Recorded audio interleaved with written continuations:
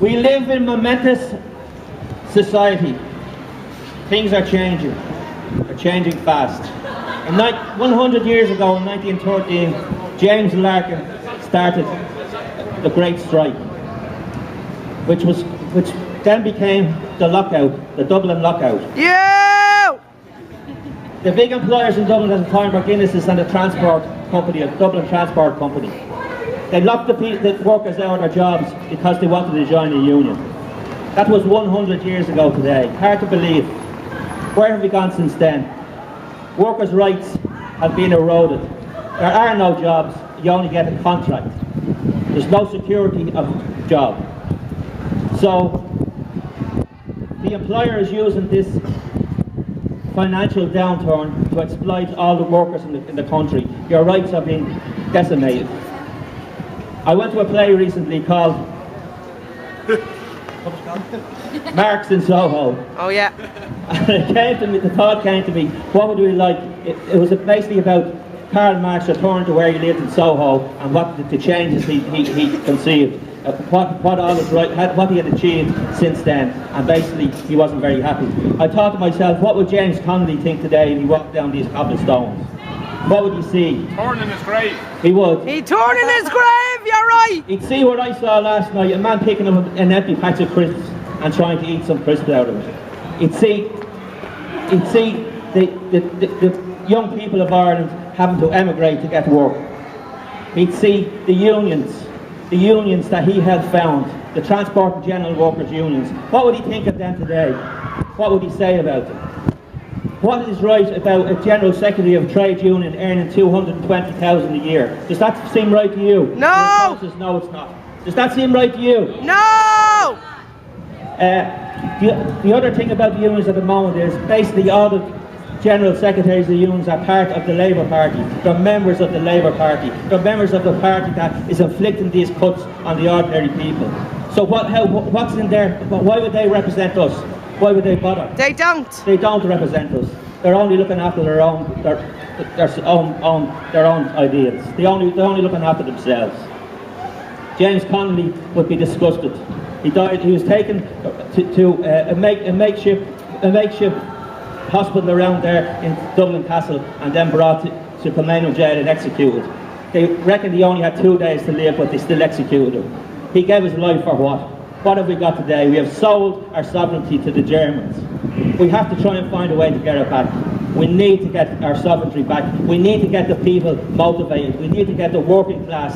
And I hate saying the working class because basically most people aren't working in this country. And I don't want to leave anybody out. So I call them the ordinary class. We need to seize the moment and get ourselves organised. Yeah! We are here today at Speaker's Corner because we are utilising a clause in the Constitution which says we have the right to assemble peacefully and unarmed. Well, I want us armed. I want every ordinary person armed. I want them armed with the knowledge that they can succeed. I want them armed with the belief that their cause is just. Yeah. I want them armed with the understanding that they can win. Basically, during the general election, probably 40 to 50 people turn out to vote. Who doesn't vote? The ordinary people don't vote. That's why we get the governments we deserve. We need to mobilise the working classes. We need to get them out there and vote. We need to educate them.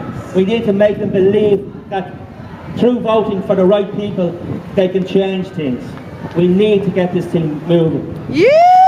Today, some people known to me have started a party called the Social Justice Party. It just started a couple of hours ago and it's on Facebook. If you'd like to like it, I would love as many people, ordinary people as possible to join in the fight. We need to change this fast.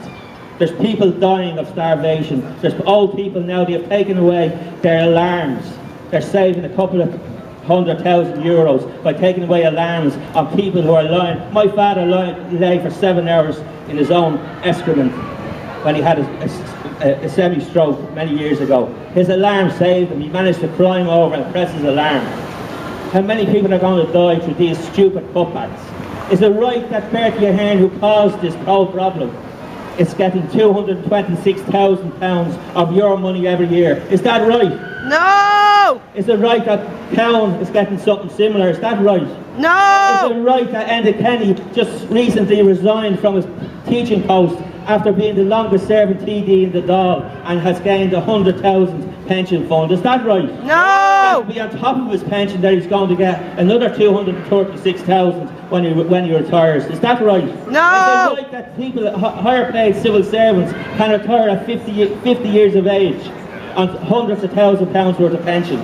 No! That's not right. I believe the maximum pension for anybody should be £50,000, 50,000 euros per annum. That's €1,000 per week. Is that not enough for them?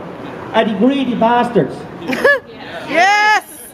Recently, Sinn Féin had to apply under the Freedom of Information Act to get details of pensions of past ministers. They shouldn't have to apply. That should be all there out in the open. It turned out, if you look into it, some ex-ministers in their 80s are getting €180,000 per annum. What does a man of 80 need €180,000 a year for? What does he need it for? No, he doesn't need it. So that's a waste of money. Capitalism as a barter system, which it is, it's just used as a token to exchange goods and exchange services, only works if the money circulates. What's happening now is the money is being stagnated by rich and wealthy, greedy bastards. Yes! While people starve on the streets and people are homeless. If James Connolly walked around Temple Bar to see people in doorways, he'd cringe, he'd cry, because James Connolly believed in the ordinary people. He believed that people had a right to live and a right to a good living, not just to exist. We're only existing now, and we need to change that. We need to get moving. I don't care what party it is. That thing on Facebook is only there as an instrument to kick forward some sort of revolution, some sort of mechanism that we can change things. We need to change, and we need to change it fast. Thank you, ladies and gentlemen. Yeah!